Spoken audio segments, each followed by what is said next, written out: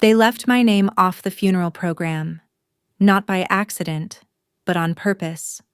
I'm Marin Calloway, the daughter they tried to erase from my own family's legacy. Imagine watching someone else take credit for everything you built, your work, your father's vision, while you sit in the shadows.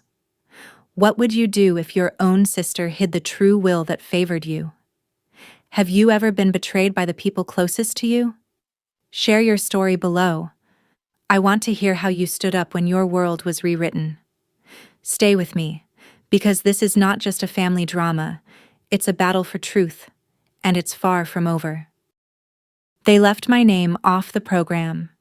Not by accident, not by oversight, on purpose. There I was, the second daughter of Gerald Calloway, co-founder of Calloway Corp., sitting in the shadows of his legacy like a forgotten guest at someone else's tribute. I'd written the eulogy Vivica was about to read, word for word. But when I stepped through the polished glass doors of the San Mateo Memorial Center, I saw her name, and only hers, printed beneath, hosted by. No mention of me, not even a sanitized, survived by 2 daughters. The air inside was warm, too warm, like they wanted to lull everyone into comfort before performing a surgical erasure. Outside the skies were gray and still, spring refusing to bloom. It felt just right. "Hi, do you need help finding your seat?" A girl in a fitted black blazer approached, holding a clipboard with perfectly aligned columns. "I'm family," I said, calm but flat. Her eyes skimmed the list. "The Calloway party is seated rows 1 through 3, but..." She paused, brow furrowing. "I don't see your name." "I'm not surprised," I replied. "Just show me where there's an open seat." A tight nod, and she motioned an usher to guide me to a side row, close enough to see Vivica's stagecraft, far enough to be mistaken for a former intern. As I sat down, I noticed a silver reserved sign on the chair in front of me. The usher hesitated, looked around, then peeled the sign off and slipped it into his coat. Moments later, a clean-shaven man in a navy suit sat in it without hesitation. I didn't need a label to know where I stood. That chair said it all. Soft instrumental jazz swelled through the space as the screen lit up with curated moments of my father's life. Gerald shaking hands with mayors, speaking at summits, walking construction sites shoulder to shoulder with tech giants. Photos faded in and out to the slow pull of piano chords. Not one photo of us grilling ribs behind the cabin. None of me on his shoulders at my first investor pitch. No traces of me in the montage at all. Then, Vivica took the stage. She wore black like a battle uniform, heels clicking across marble with intentional grace. "My father believed in vision," she said into the microphone, "in structure, in legacy. And as the CEO of the company he built, I promise you, that vision will not be interrupted." Applause. Choreographed. Or maybe real. I couldn't tell anymore. She didn't say my name. She didn't even glance toward my direction. Not once. "Together," she continued, "we will honor the man who shaped this world and continue his mission of fearless innovation." I sat motionless, hands locked in my lap, eyes forward. A few rows up, I noticed Thomas Kinley, one of my father's oldest friends from his first concrete contract. He turned, squinting at me with recognition that quickly faded into polite confusion. He looked away. As the final hymn played, I heard someone whisper from behind me. "Wasn't there another daughter?" A woman responded, "Maybe she didn't come." I didn't turn around. I didn't need to. After the recessional, I slipped into the reception space. People gathered in clusters, some weeping, others laughing in that empty way grief often morphs into.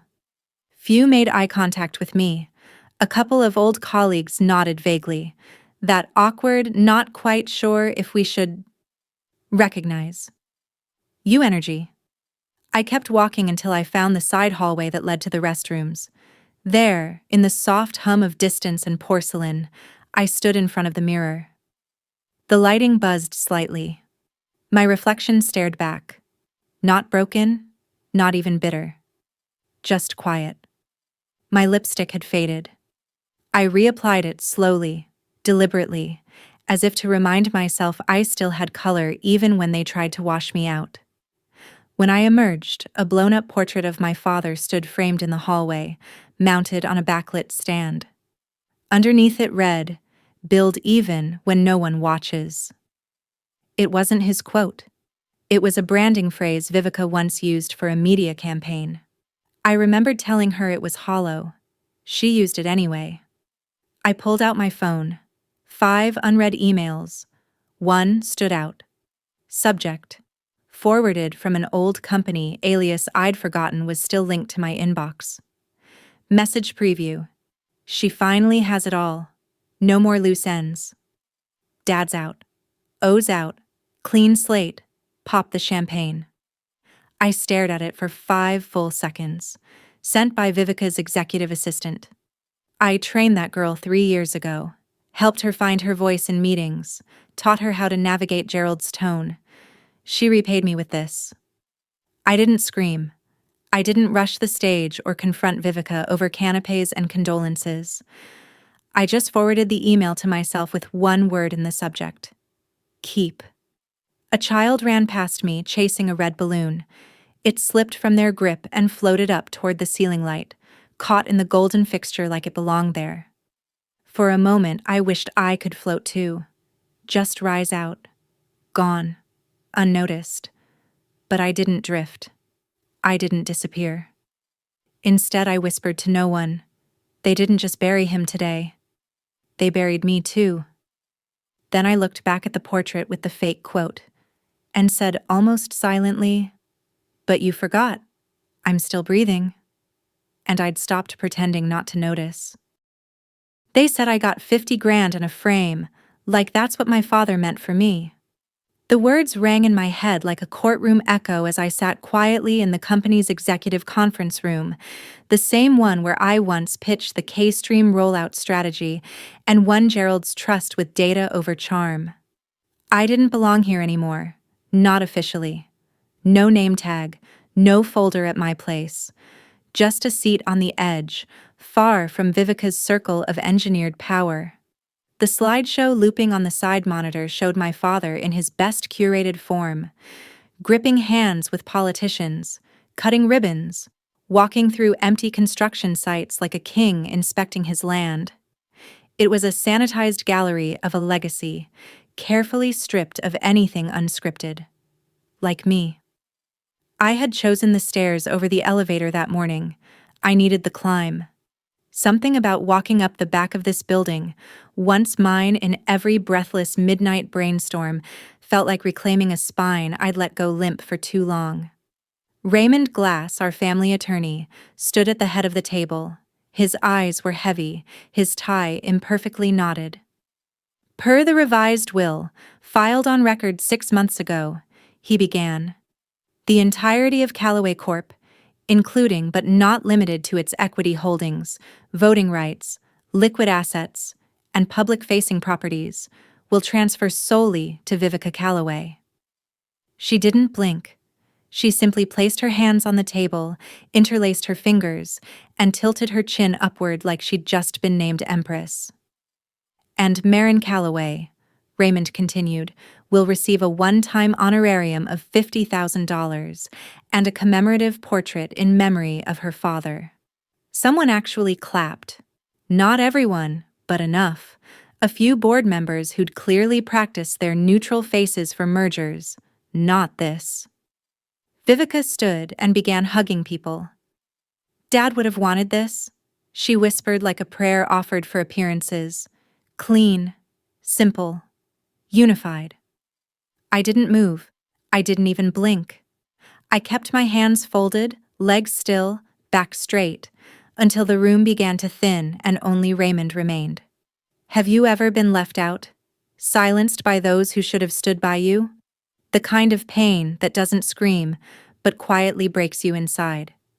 If you've ever felt betrayed by your own family, leave a comment with the number 7 below. Now, let's see how I fight back. He lingered at the door, then turned back. Marin, he said gently, do you have a moment? I followed him down the corridor into a side office that still smelled like lemon-scented polish and stale printer toner. He closed the door, then slid a document across the desk. It was my signature. A contract dated 3 years ago. Limited power of attorney for internal reallocation. Callaway Holdings LLC. I leaned in. I remember this, I said. Vivica said it was just to streamline the Texark merger. Temporary access. Raymond nodded. It was. Until someone filed an addendum. He opened a second page. This was submitted 9 months ago by her legal counsel. It extends the authority, permanently. The breath slipped from me like steam off a coffee mug on a cold balcony. She didn't just take it, I said. She used my hand to do it. Raymond didn't respond. He didn't need to. The frame with my father's portrait had been left at the front desk. It showed us on a beach. Him grinning into the sunlight, my arm tucked awkwardly under his like I still didn't know how to stand beside legacy. I carried it to my car and placed it face down in the back seat. There, in the parking lot, I opened my phone and took a screenshot of the updated POA filing. Then I created a new folder on my drive, Truth Not Tears. That wasn't just a label, it was a vow. No more public silence, no more explanations to people who already decided which version of the story they wanted. I drove in silence, the buildings of San Mateo blurring by. Then I stopped by the ocean, parked the car, and opened my email. As I scrolled through old folders, most empty, archived, or irrelevant, I found one marked Legal Drafts. Buried inside was an automated forward from an account I hadn't used since I left my C-level title behind. Subject line, no subject. Attachment, Grandma Final will scan.pdff. My stomach clenched. There was no message, no sender listed, just the attachment. My instinct screamed scam, or worse, cruel bait. But my thumb tapped anyway. The file opened slowly. Blurry at first, like someone had scanned it in a rush, but then the lines sharpened. It was my grandmother's will, a real one. And circled at the bottom, written in my father's familiar blue ink, was the line, Marin will take care of it the right way. I froze. This version, this real version, split the company evenly between Vivica and me. It also mentioned the charitable fund I'd once begged Dad to formalize, back when our IPO talks risked burying his ethics under valuation targets. It was dated 30 days before he was hospitalized. Vivica had replaced it, erased it, and done so with timing as deliberate as it was vicious. I sat motionless, the glow of the screen casting faint blue across my fingers, still curled around the steering wheel. I wasn't shocked. No, this was clarity. Sharp, focused clarity. Vivica didn't just win. She orchestrated a narrative where I never existed. But now, I had evidence that narrative wasn't his intent. I forwarded the document to my secured archive and retitled it, Original Truth, 3.1 Draft. Then I scrolled further down my inbox and found a name I hadn't typed in years. Elijah Reese, my father's former logistics director. Loyal, quiet, brilliant. The kind of man who could recite server allocations from memory and had once designed our entire asset distribution model without ever raising his voice. I typed quickly. I have a document. I think my father tried to fix what she did. I think it got buried. I didn't ask if he was still with the company. I didn't ask if he still remembered me, because somehow I knew he did. She tried to erase me from the story, but forgot. I archived every chapter. That thought settled in my chest like concrete as I drove toward a forgotten building in Palo Alto, one I hadn't stepped inside since my title still mattered. Elijah Reese had responded to my midnight email with just an address, a time, and a simple line. Use the side entrance. It used to be a satellite records hub for Callaway Corp. Pre-cloud, pre-IPO, pre-Vivica. Before the walls were made of glass and every file lived on mirrored servers protected by consultants with buzzwords instead of backbones. This building was old, analog, and if memory served me right, full of truth, Vivica didn't think to bury. Elijah greeted me in the parking lot, wearing the same brown leather jacket he used to bring to 6 a.m. project launches. He looked older, but steady. Always steady. "I didn't think you'd come alone," he said, unlocking the rust-colored side door. "Didn't want to risk a car trailing me," I replied. The air inside smelled of cardboard and time. Rows of steel filing cabinets stretched out before us like tombstones, each one labeled in faded ink: launch phases, IP filings, equity drafts.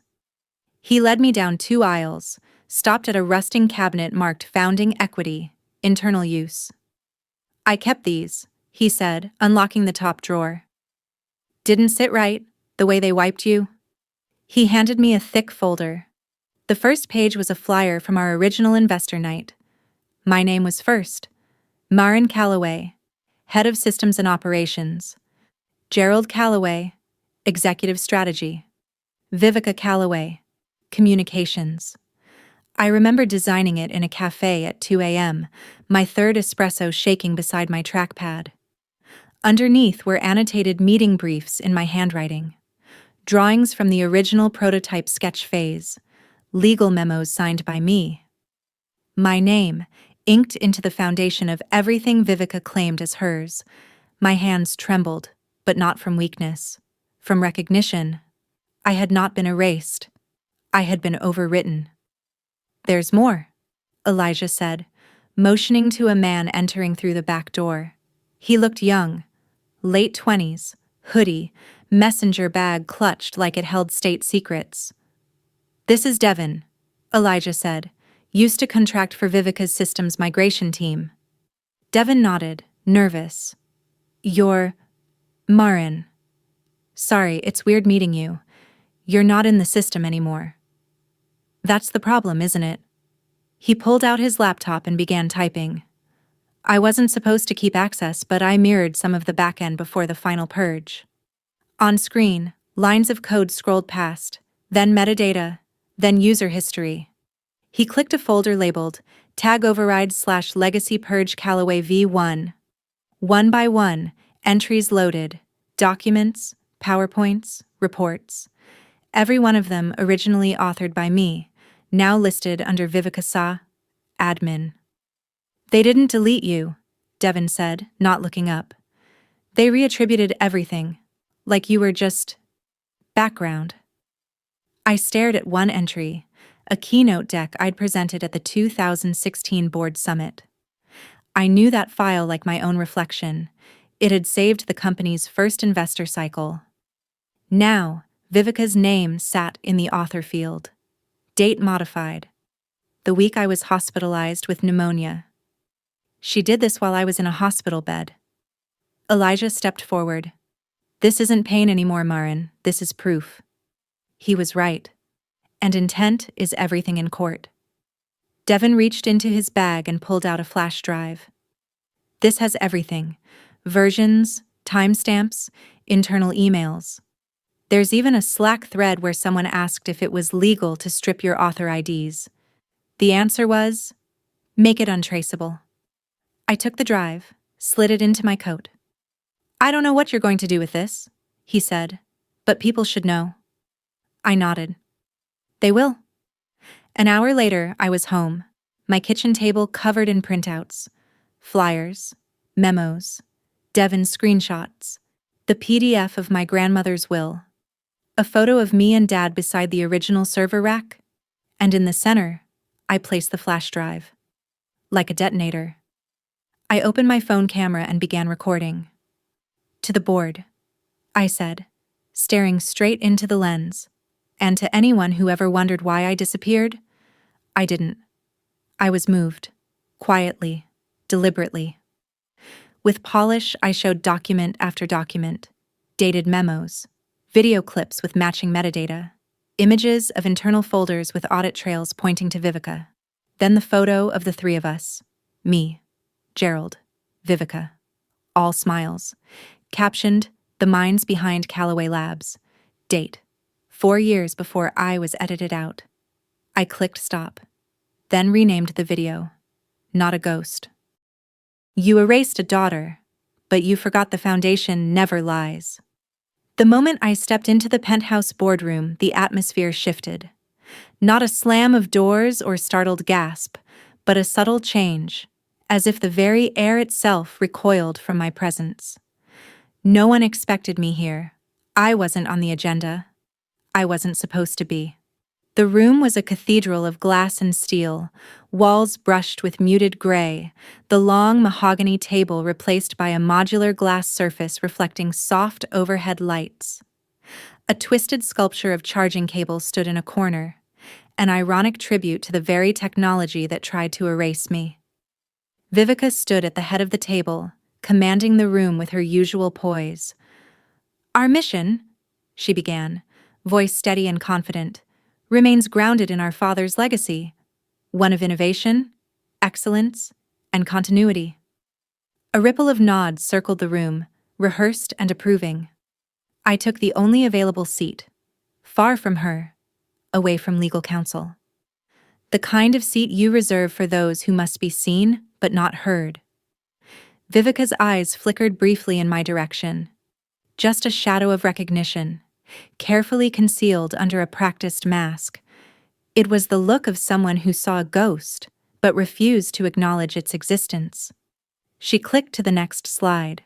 The screen filled with images of her and our father at summits and charity galas, smiling, united, the perfect facade of a family legacy rewritten on command. Then she paused, a calculated moment that filled the room with uneasy silence.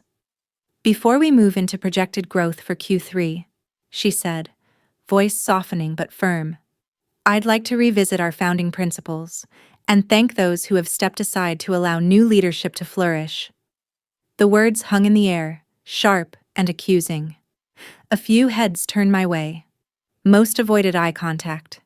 I didn't flinch. I stood.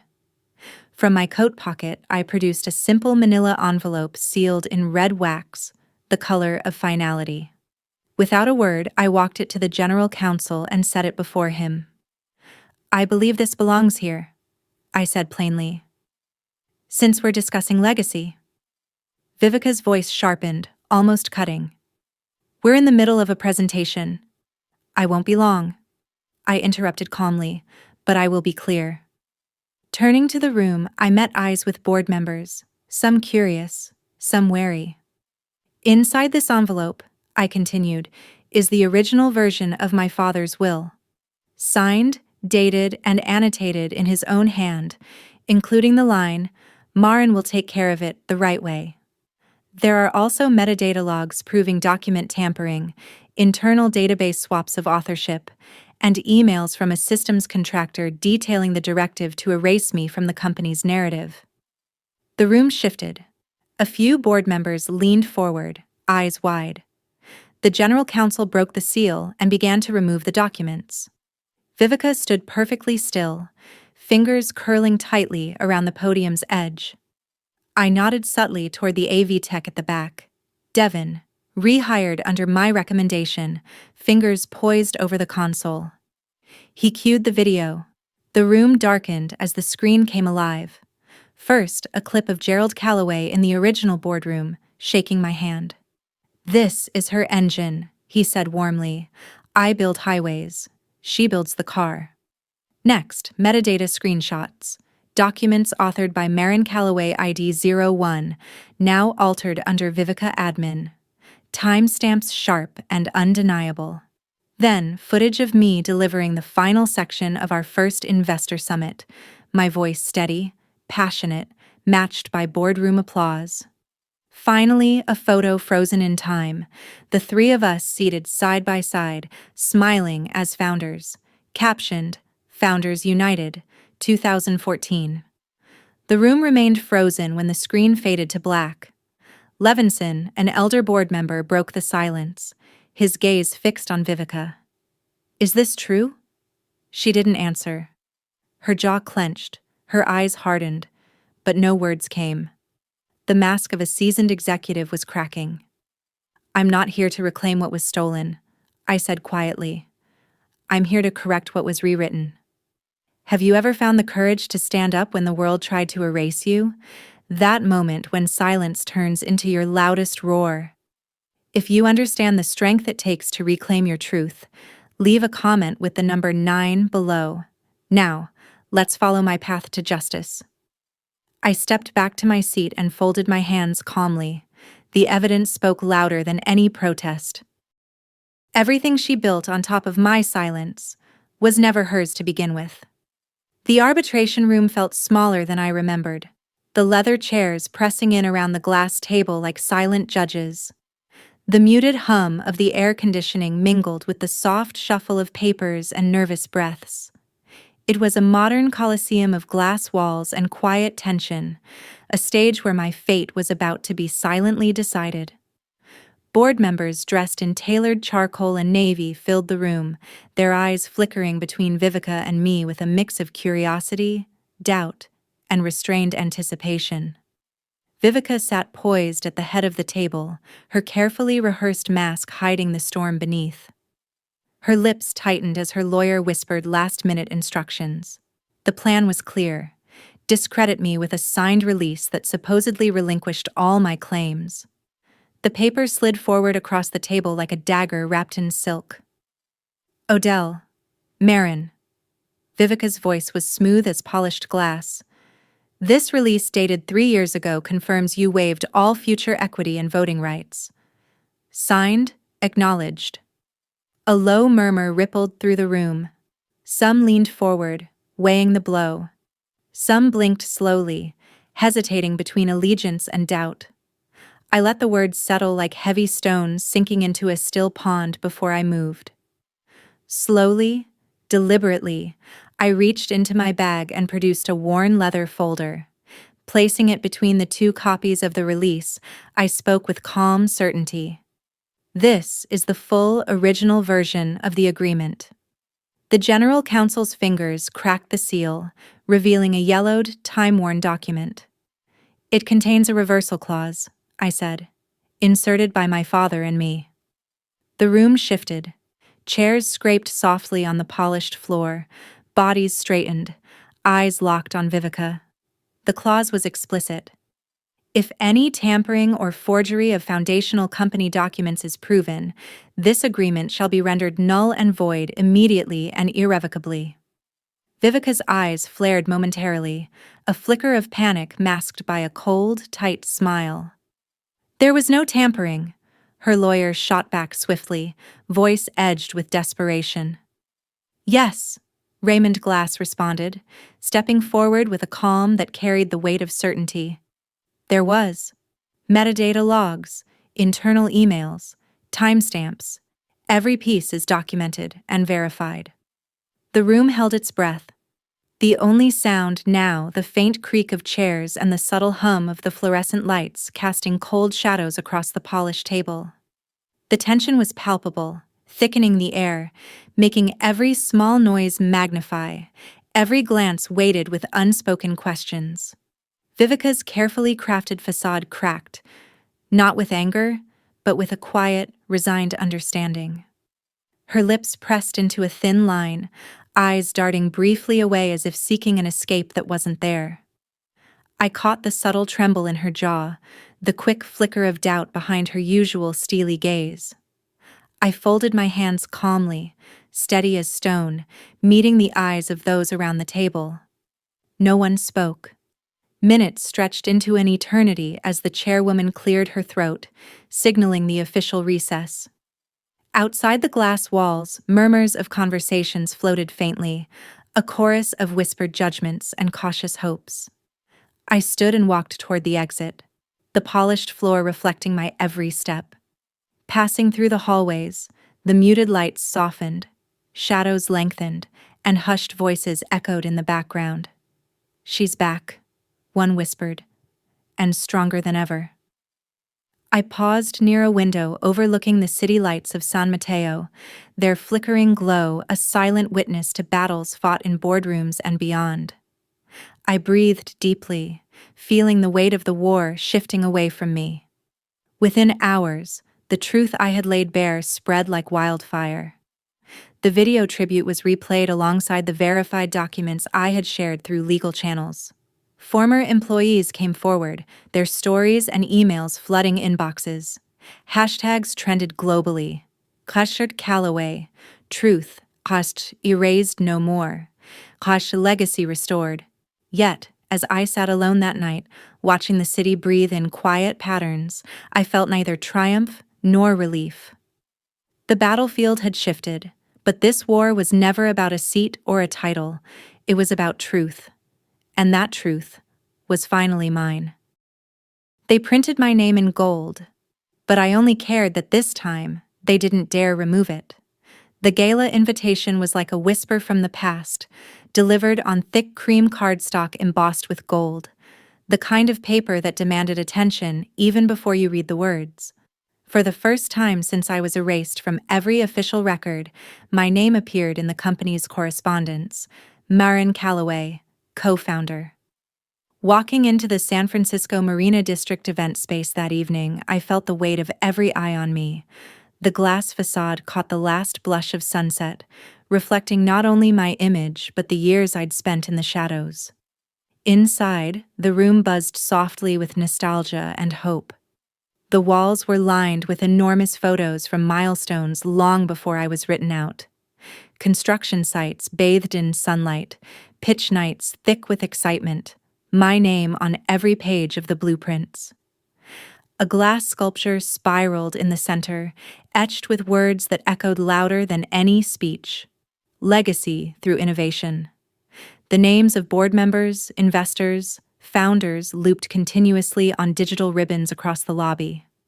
My name was there, not faint or forgotten. I was seated 2 rows back, well away from the spotlight. The seat was assigned, the nameplate gleamed, Marin Calloway, co-founder. It was a place restored but not reclaimed. The spotlight wasn't mine to take. The new CEO took the stage and began with a clear, resonant voice. "We return to our roots," she said, "to the hands that built this company, not just the faces that fronted it." The words were an olive branch and an acknowledgement. The crowd clapped politely, but their eyes betrayed them. They understood what had been lost and what was now being returned. Then came a moment that caught me off guard. A young woman, barely out of college, stepped forward holding a folded piece of paper. Her voice trembled, but her words cut through the murmurs like a blade. "Before I joined this company," she said, "I studied the pitch decks from its early years, the ones with hand-marked margins, the ones signed, not stamped. And I saw a name, Marin Calloway. She created the blueprint that people like me get to build on today." The room erupted into genuine applause. For a heartbeat, the air was electric with something real and raw. My mother's hand brushed mine, a soft whisper near my ear. "You were never invisible." They just closed their eyes. I allowed myself a faint smile, a gesture they probably mistook for grace, but it was clarity. I didn't rise to the stage. I didn't wave or pose for photos. I stood quietly, nodding once to those who met my gaze. That was enough. Later, I gathered with Elijah Reese, Devin Ames, and Raymond Glass for a small, private dinner. The chatter wasn't about lawsuits or battles, but about memories and laughter, things no corporate boardroom could ever replicate. Elijah handed me a small leather-bound notebook. "It was your father's," he said softly. He kept it in his desk drawer for things that didn't need to be filed, just remembered. I opened it carefully. The first page bore his unmistakable handwriting, slanted and all caps. "You were always the anchor. You never needed the spotlight." I closed the notebook slowly, the words settling deep inside me. After everyone left and the dishes were cleared, I stood by the sliding doors overlooking the water. The tide was pulling out, and the breeze had softened. Some chairs, I realized, were never meant to be filled. Some were meant to be left empty, a quiet reminder of what was lost and what remained. Some stories don't end with applause. They end with a truth reclaimed. After all the storms, I have finally found my peace and reclaimed my dignity. I no longer need to fight for the spotlight because my presence is solid and cannot be erased. Life has taught me a clear lesson. Karma is always fair. Greed and betrayal only dig a deeper grave for those who wield them, while true strength belongs to those who stand up for themselves and uphold integrity. If you have ever been betrayed or felt like the story of your life was rewritten, I want to hear your story. Please share it in the comments below. Together, we can turn pain into power and find the light within ourselves. And if you want to hear more real-life stories about justice and resilience, don't forget to subscribe and stay tuned for the next video.